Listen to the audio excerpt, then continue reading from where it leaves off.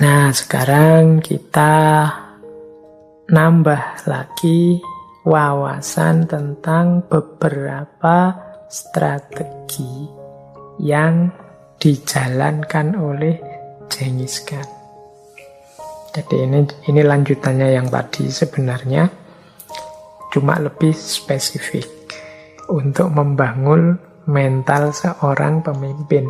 Ini Genghis Khan punya strategi-strategi khusus. Di catatan saya paling tidak ada 4 strategi yang dijalankan oleh Genghis Khan yang jadi bagian dari keberhasilannya memimpin. Yang pertama, Genghis Khan itu dikenal mau memahami orang-orang di sekelilingnya. Jadi Genghis Khan ini ketika dia punya anak buah, punya jenderal, punya pasukan, berhubungan dengan siapa saja, dia ini berusaha untuk tahu siapa orang ini, bagaimana situasi hidupnya, apa yang bisa memotivasi dia, apa yang membuat dia bisa terpuaskan, apa kelebihan, apa kelemahannya. Nah, ini penting. Ini jadi kunci nanti di prinsip kepemimpinan yang kita jelaskan sebelumnya, bahwa pemimpin yang bagus itu yang bisa milih orang yang tepat.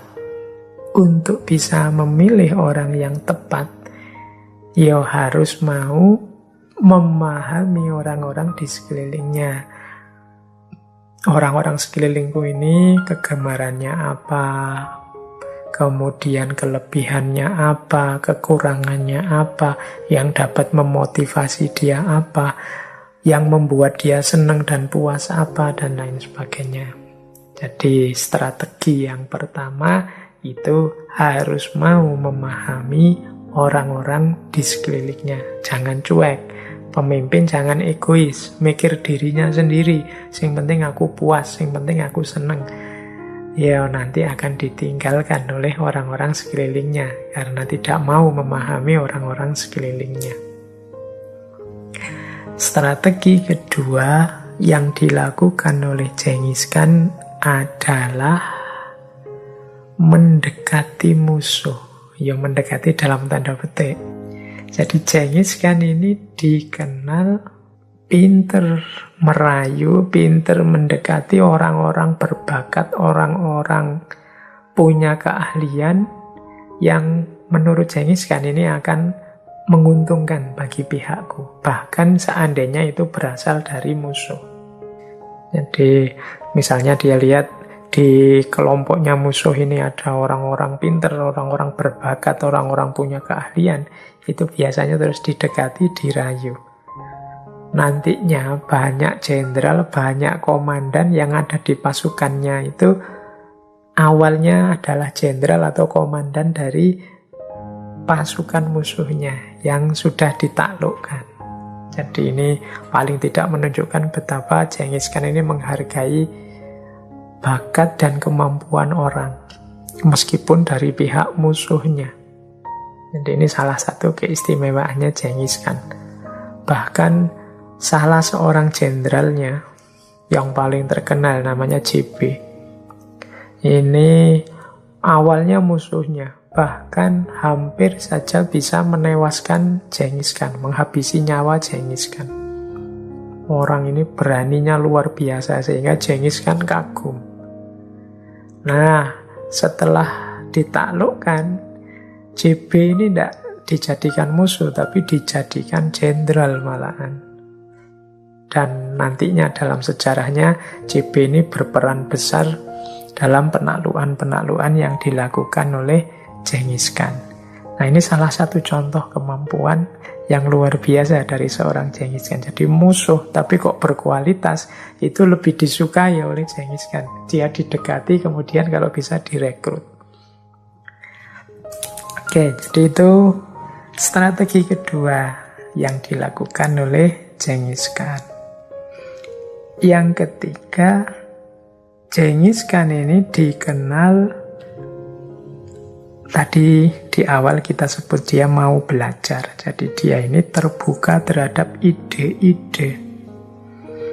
Genghis Khan ini terbuka mendengarkan masukan, usulan, wawasan-wawasan dari mana saja.